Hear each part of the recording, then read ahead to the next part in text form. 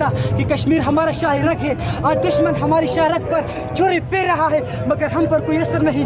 मैं आपसे अपील करता हूँ कि खुदारा अब भी वक्त है अपनी Kashmir. I would like to give a message to Narendra Modi. We are the people of FATA.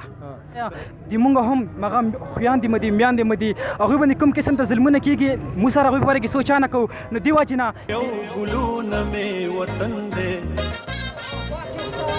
دا ونې بوټي واورې او ګلونه مې وطن دی دا ونې بوټي واورې او ګلونه مې وطن دی دا زړونه مې هډوکي دي دا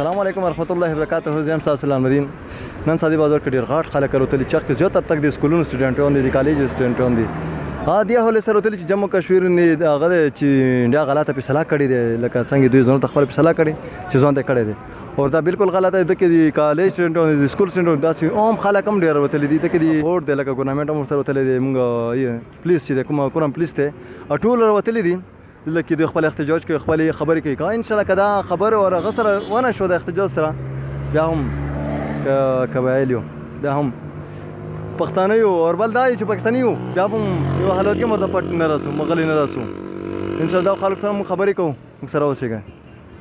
और السلام علیکم. وعلیکم السلام سر. ورور نماز سے کوم ځای امام عبد الرحمن دی. کوم سکول څه تعلق لري؟ چې سمه چې صد سره.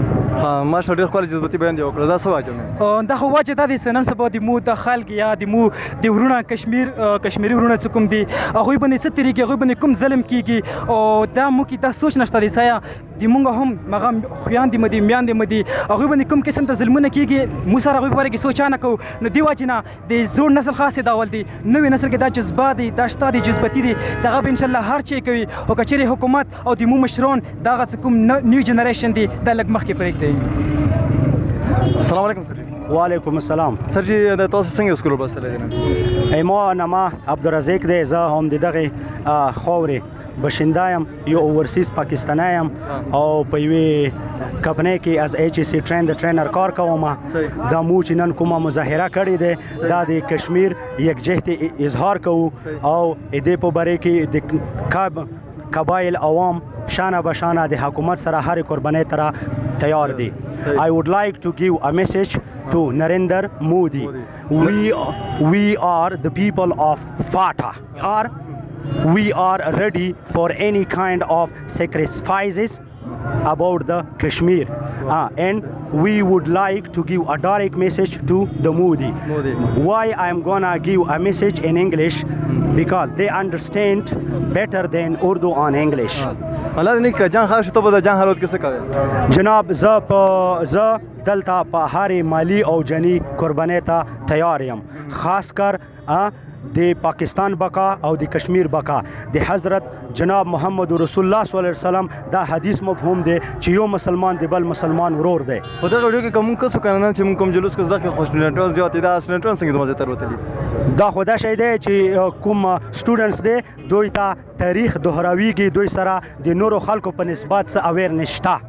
اوکې ډېر مننه د خبرې کول یو جهان مننه. د ملک سطح باندې یا سطح باندې یو ډېر اهمیت لري کوم شي ته سټوډنټس راوځي نه هغه دنیا یې هغه وزموري عوام یا اوري پاکستان یا اوري ټول افغانستان ته دا اوري سټوډنټ هغه په سره په وزیر اعظم دی کوم هر می چې دا هغه کړو 12 بجې نه 12:30 بجې پرې به ټول پاکستان کې کاغه وټ دی وړوکی دی سټوډنټ دی ښځه دی نر دی هغه به روځي او د کشمیر یو میاشت د کشمیر به مو باندې کو په یو ځای باندې اوس پرې خدا مو صرف احتجاج کو او که بیا نه کېږي آینده لپاره به انډیا ته مو خپل زور او طاقت هم کوو لکه څنګه مو قبایل عمر کې تللی سټوډنټ ډېر اهم دی سټوډنټ دې شي کې ډېر کردار به دې لپاره पाकिस्तान जान जान पाकिस्तान दिल दिल पाकिस्तान जान जान पाकिस्तान दिल दिल पाकिस्तान